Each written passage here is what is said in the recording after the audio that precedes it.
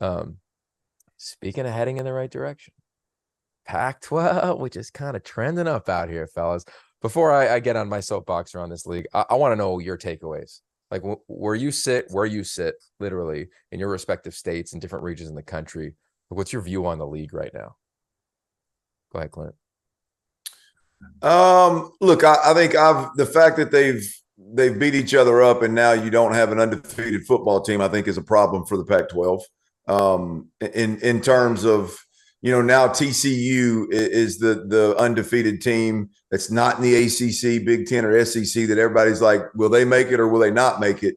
So now we got to start talking about one-loss football teams. But I think if you watch the product that is, you're going to have to tell me, because I'm not a Pac-12 historian, but I think top to bottom, I watched Utah take down USC in an unbelievable matchup. I didn't get to see as much of the Oregon UCLA game as I want, but big shout out to Bo Nix, who I doubted severely throughout the transfer and after the first week of the season, and he goes out there and throws for 5 touchdowns, and I watched all of those. He lit it up.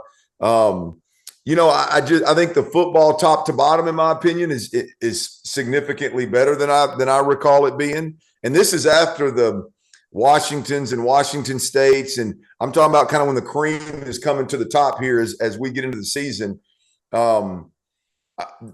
You look at USC and you look at Oregon.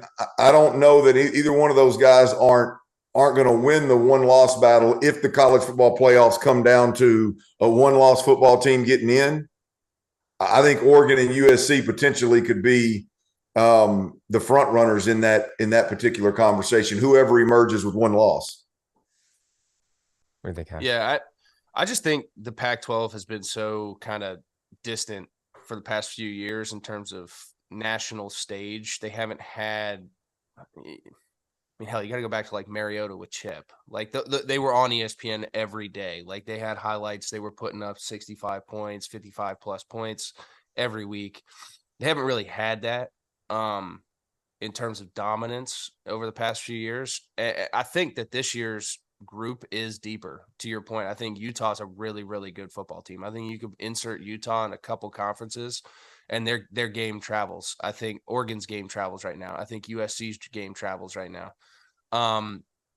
So when you're talking about that, I think all these programs are headed in the right direction. I just don't think, like, at least we on the East Coast don't get to see it as much. It's not as front and center for us. And unless you're doing it in a very like dramatic fashion, we're not gonna really, until it comes down to nut cutting time. We're like, oh shit, dude, Oregon just ran the damn table and their only loss is to Georgia. Must be doing pretty good. Let's go look at that, because we don't get to catch those games too often. But for me, just looking at it, I think that there are some teams that definitely do travel this year more so than in the past few years. Yeah, and I appreciate that. I think it's fascinating, right? Like, can't argue the run that Oregon had when Marcus won the Heisman. UW won, I think, 3 straight titles, went to the playoff, lost to Bama. And then you had like SC had a moment and they beat Penn State in the Rose Bowl, and you're thinking it's back, right? And Ohio State, Oregon last year, that was like a moment. But you're right, like there hasn't been like this continuous climb, right? And it's been 2 losses, somebody's out, because to Clint's point, they beating each other up. And it's a shame too, though, Yogs, because like you were a part of it. Like that run that USC had was so, it was so epic. And like that, it was just like, that was kind of the expectation that they set, right? Like, to me, at least, like that was the expectation they set. So when that kind of disseminated, it was like, like one of the greatest runs in the history of college football. Like, that was, I think, 7 straight top 4 finishes. Yeah. Like it was just, and it was right when like College Game Day went and the 4 or 5 o'clock game on ABC became a thing. And, it was LA, which is stupidly, and I'll say this. They were poised to be Bama. Like they were poised to be Bama. Like what Nick Saban's done in Alabama is what. Totally. And I think it was more impressive in LA because it was in LA than doing it in the middle of nowhere. No offense to our friends and listeners in Tuscaloosa.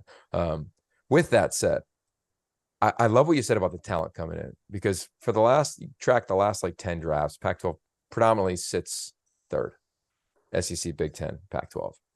I don't think people necessarily know that, right? I think it's like, there's not a lot of talent there. But then you look at like 1st round, 2nd round, 3rd round draft, and guys are still going to the NFL. Talent hasn't been a thing. It's just been a perception thing. And now with the 7 new quarterbacks from last year to this year via the portal. Of course, Caleb Williams, Bo Nix, like at big schools.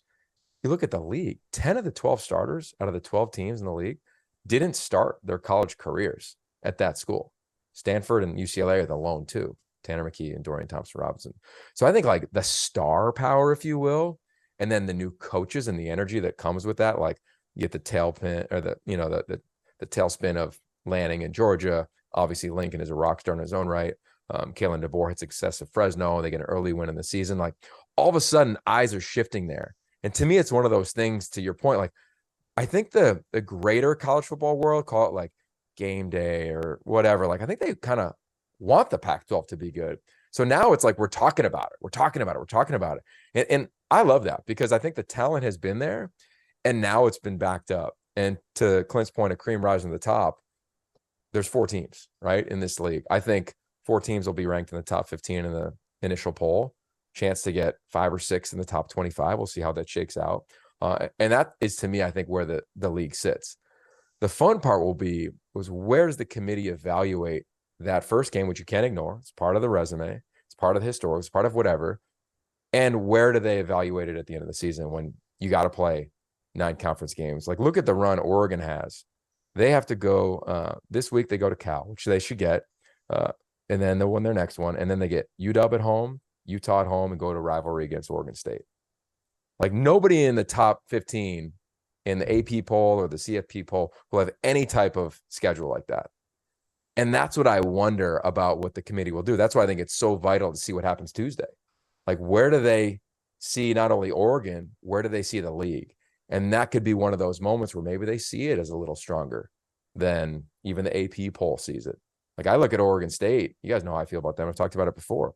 Their 2 losses are SC on the last play of the game. Very next week had to go to Utah, and they move the ball up and down the field on. I wonder if the committee looks at them and says, bowl eligible, 6-2, number 24. Like, I think those are the little things that are going to impact the argument and the conversation as we keep netting up towards the final playoff conversation.